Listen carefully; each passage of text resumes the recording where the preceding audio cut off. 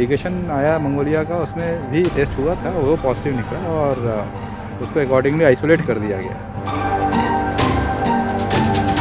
और उसके आलोक में ही एयरपोर्ट पे जितने भी लोग आ रहे हैं उनका टेस्टिंग किया जा रहा है। नमस्कार, मेरा नाम आलोक है। आप लाइव स्ट्रीज देख रहे हैं। पूरे बिहार को एक बार फिर से अलर्ट कर देने वाली खबर निकल के आई है गया ज़िले से। आपको बता दें, मंगोलिया संसद से 23 सदस्यीय कमेटी की एक टीम जो है वह बोधगया पहुंची थी, जिसने बोधगया पहुंचकर महाबोधि मंदिर का भ्रमण किया है। और उन 23 सदस्यीय कमेटी टीम का जब RT-PCR कराया गया है तो उसमें से जो उस सेना के प्रमुख हैं उनका रिपोर्ट पॉजिटिव आया है, यानी कि फिर से बिहार में कोरोना की एंट्री हो गई है। तस्वीरें कुछ आपको दिखा रहे हैं, बोधगया से सामने निकल के आ रही हैं, जहां पर महाबोधि मंदिर के उन्होंने दर्शन भी किए हैं, भ्रमण किया है। और ऐसे में मंगोलिया देश से आए हुए 23 सदस्यीय कमेटी की जो टीम है उसने एक बार फिर से बिहार के लोगों को अलर्ट कर दिया है। हालांकि अगर हम बिहार की बात कर रहे हैं तो अब तक सिर्फ पूरे बिहार में 29 कोविड केसेज हैं जो कि एक्टिव हैं। और ऐसे में एक तरफ जहां ओमिक्रॉन ने हमारे देश में दस्तक दे दी है, जो कि एक नया वेरिएंट आया है कोरोना का, पूरे देश में अब तक 3 केसेस निकल के आए हैं। वहीं मंगोलिया देश से आए हुए एक व्यक्ति की जांच जब की गई, बिहार में RT-PCR टेस्ट कराया गया। गुरुवार को ये टीम पहुंची थी, 23 सदस्यीय टीम है ये, जिसमें से एक व्यक्ति का रिपोर्ट जो है वो पॉजिटिव आया है। और इस रिपोर्ट के आने के बाद सबको हैरान कर दिया है। कहीं ना कहीं मंगोलिया देश से जो व्यक्ति आए हैं यहाँ पर भ्रमण करने के लिए, अब देखना ये होगा कि क्या कुछ आगे बातें होती हैं। इन सभी को एक होटल में रखा गया है फिलहाल। और ऐसे में जो वहाँ के DM है अभिषेक सिंह, गया के जो DM है अभिषेक सिंह, क्या कुछ कह रहे हैं, ज़रा सुनिए। देखिए, ये सबसे पहले मैं बताना चाहूँगा कि रेगुलर टेस्टिंग बिहार में हो रही है और बिहार सरकार का दिशा निर्देश बहुत स्पष्ट है कि कोई भी व्यक्ति बाहर से जो आता है उसका टेस्ट करना है। और उसी के आलोक में जो भी व्यक्ति आते हैं उनका टेस्ट हो रहा है। और हर दिन कहीं ना कहीं कोई ना कोई पॉजिटिव निकलता ही है।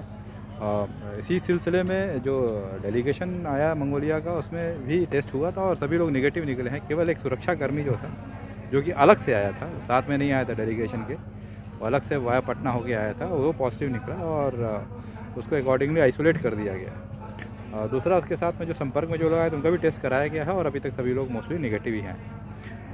मैं लोगों से ये अनुरोध करूंगा कि ये जो सिचुएशन है, कोई पैनिक होने की ज़रूरत नहीं है, लेकिन सतर्क रहने की ज़रूरत है। और बिहार सरकार के द्वारा जो दिशा निर्देश दिया गया उसका अक्षरशः अनुपालन किया जा रहा है। और उसके आलोक में ही एयरपोर्ट पे जितने भी लोग आ रहे हैं उनका टेस्टिंग किया जा रहा है। रेलवे स्टेशन पे जो विभिन्न स्टेट से जो चिन्हित है वहाँ से आ रहे हैं उनका टेस्ट कराया जा रहा है। साथ ही इंटरनेशनल ट्रैवलर्स जो आते हैं उनका जो लिस्ट मिलता है जो भारत सरकार से आ रहा है, उसका भी हम लोग ट्रैक करके उनको भी टेस्ट या आइसोलेट करने की आवश्यकता पड़ती है तो वो भी हम लोग करा रहे हैं। तो हम लोग सुनिश्चित कर रहे हैं कि जो दिशा निर्देश है उनका अनुपालन हो।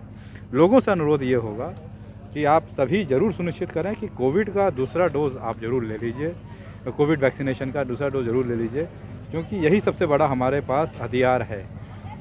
साथ ही में अभी भी मास्क और सोशल डिस्टेंसिंग उतना ही महत्वपूर्ण है। और अननेसेसरी आप बिना मास्क और बिना सोशल डिस्टेंसिंग के भीड़ भाड़ इलाके में नहीं जाएं। और अगर आपने 2 डोज़ लिया है तो आप ये मान के चलिए कि आप काफ़ी हद तक सुरक्षित हैं, पैनिक होने की आवश्यकता नहीं है। लेकिन जिन्होंने 2 डोज़ नहीं लिया है या एक भी डोज़ नहीं लिया है, वो उनके लिए बहुत कंसर्न है। और मैं चाहूँगा कि आप ज़रूर इस चीज़ को लें। और हर ब्लॉक में 9 to 9 सेंटर बनाया गया है, जहाँ पर 9 से लेकर 9 बजे तक आपको वैक्सीनेशन मिल रहा है। घर घर जाके वैक्सीनेशन करा रहे हैं। गया अभी फर्स्ट डोज़ में बॉटम 5 जिलों में शुरुआत में था, 1.5 महीना 2 महीना पहले। आज टॉप 3 में 3rd नंबर पे है। 82 से 83% का वैक्सीनेशन हुआ है, जो इवन पटना से ही बेटर है गया का। तो ये कहीं ना कहीं लोगों के सहयोग से ही हुआ है। अब हम लोगों को ये जिम्मेदारी है कि वो सभी जो लोग 82-83% दिए वो सेकेंड डोज भी ले लें। तो लोगों से जी, ओमाइक्रॉन का अभी तो ये WHO डिसाइड करेगा। ये इसमें मैं नहीं कुछ कह सकता हूँ। अगर आवश्यकता पड़ेगी तो उसका कराएंगे सैंपल।